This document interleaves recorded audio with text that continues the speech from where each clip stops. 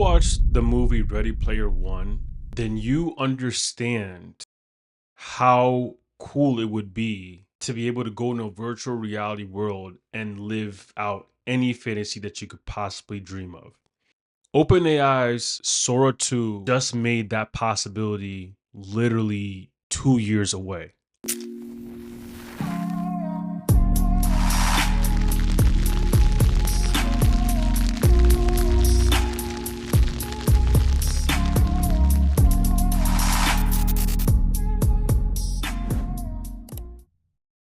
It's looking like we're all going to be in our homes for the remaining years of our lives.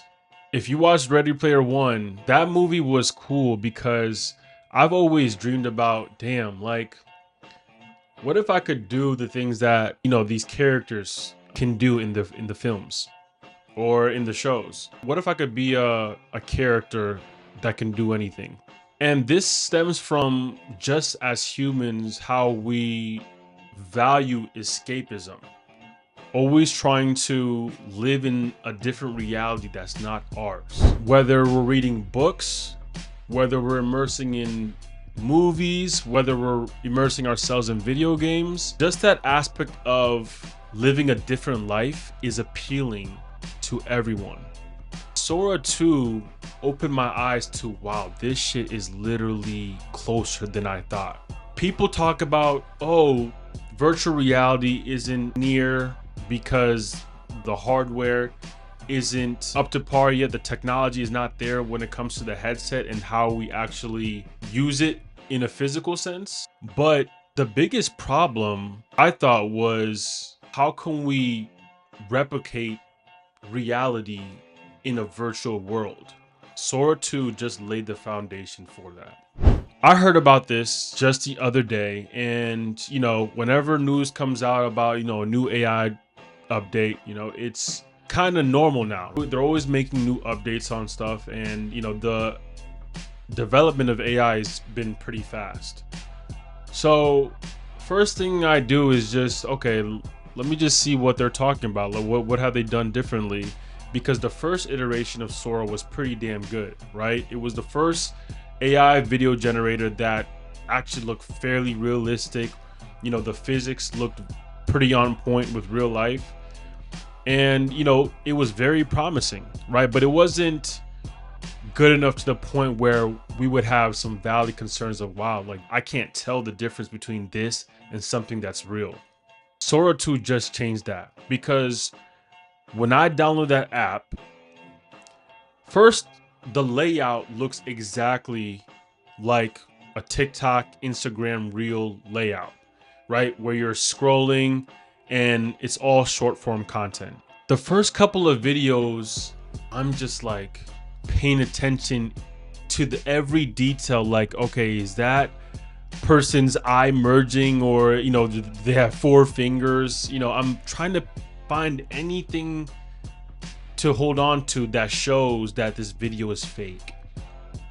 And when I tell you that this is probably the most difficult time I've had to separate real life and fake, that would be an understatement. The crazy thing about Sora 2 is the fact that they're able to replicate the physics exactly as how they would be in real life.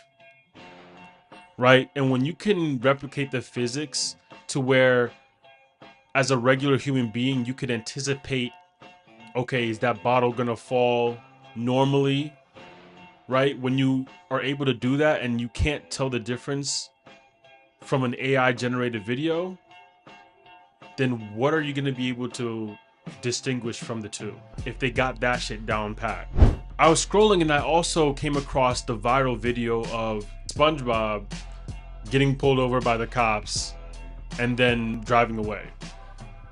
What's crazy about the AI video is the fact that SpongeBob doesn't look out of place in the video. He looks like what you would imagine him looking in real life. Like, they somehow figured out in our brains how we would perceive something that we've seen in a TV show or a movie, right? And made it fit in with real life to where it doesn't look out of place. That's the scary part of this, right? Well, the first thing we're going to talk about is what this means for film studios, entertainment, TV shows, actors.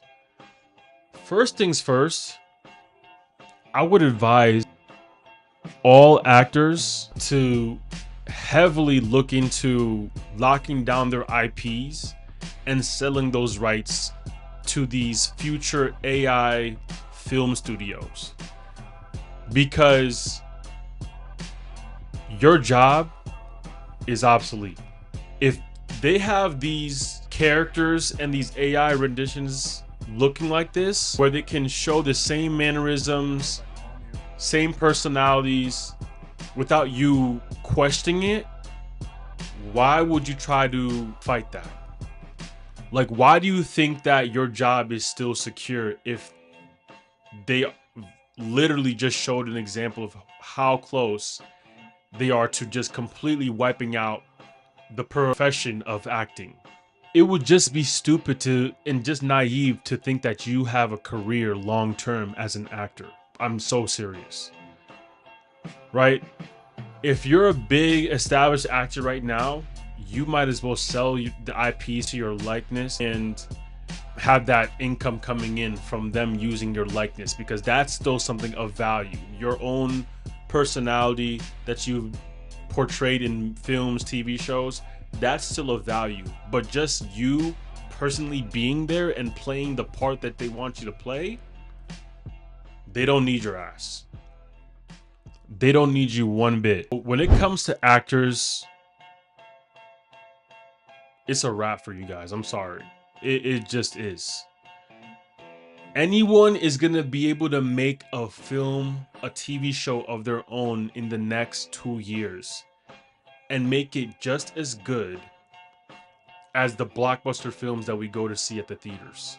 When you couple that with great writing that AI models like ChatGPT could literally do, the only separation that you're gonna have is just your own unique idea of what you want to do with the film. Those tools are gonna be accessible to everyone to create and not gonna be exclusive to film studios with big budgets to pay for all the effects, CGI, all the things that are incorporated in films. Like, that's gonna be a long lost cause. I know I'm talking about the doom and gloom about this, you know, when it comes to actors and just creators. But for me, I've always dreamed about being in a fantasy world and doing whatever the fuck I wanted to do. Like, I don't know.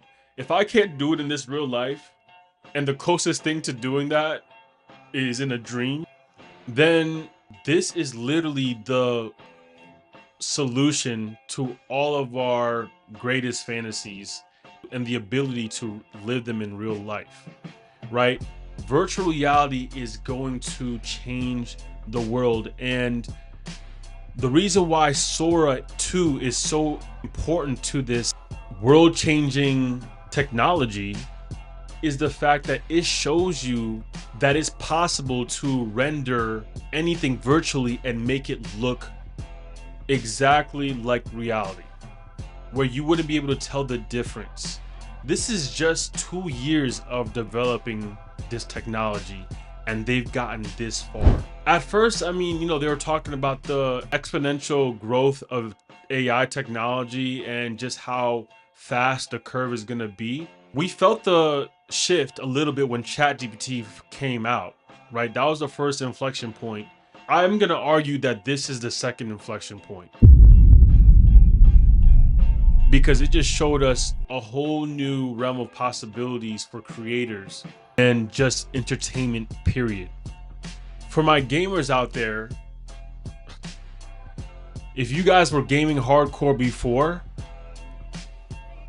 well, this is a cherry on the top for you guys, because now in 2 years, you're really gonna be living your games. You're gonna be living out your fantasies just from a click of a button. Meta just came out with their Ray-Ban display glasses, And that was also a pretty big development in technology as well too. Those were the first AR glasses that actually looked good and actually functional to where you could see yourself wearing those on a day-to-day basis. Once they incorporate the technology of AI generation with that technology, it's a wrap. It's completely a wrap, and we're going to be looking at a future that I wouldn't get to the extreme of Ready Player One, where it's literally a dystopian future.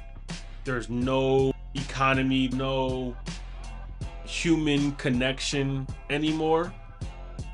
But I would say it would get pretty damn close. Because when humans have the ability to escape in something like this, where I would say a lot of people are already feeling like their lives aren't as exciting and they're bored, their next alternative is going to be escaping into these virtual reality worlds. That's what they're going to do. If you guys see these videos, like it's crazy. Like I've never had this type of concern that I had with AI in the past till Sora 2 came out, because this is crazy. And what makes it even more wild is the fact that this hasn't even been in 2 years in development yet. Like, what is this shit gonna look like in 1 more year? Right? But if we're talking about the fun things about this, like, guys, you're gonna be able to create your own worlds and, you know, be anything that you want to be in these virtual realities. Right? It's exciting but scary at the same time, because how do we know that we as humans have that self-control to not let that end up being our realities, where we literally forget about the one that we're living in right now and we prefer to be in that reality? Like, how do we know that this technology in the future isn't going to be so good that we dread living in our own lives? I would just say these next couple of years are going to look crazy when it comes to AI, and you got to really sit here and ask yourself, okay, how much of this is going to affect my life, and how am I going to adapt, you know, to this? Because it's coming either way, right? You know, the benefit about this as well too is the fact that anybody has the power now to create anything. There's no middleman, there's nothing stopping you from expressing your creativity anymore. There's just nothing. Yeah, this was definitely a shockwave. How do you guys feel about this? Is this something that you guys are worried about, excited about? You know, let me know in the comments.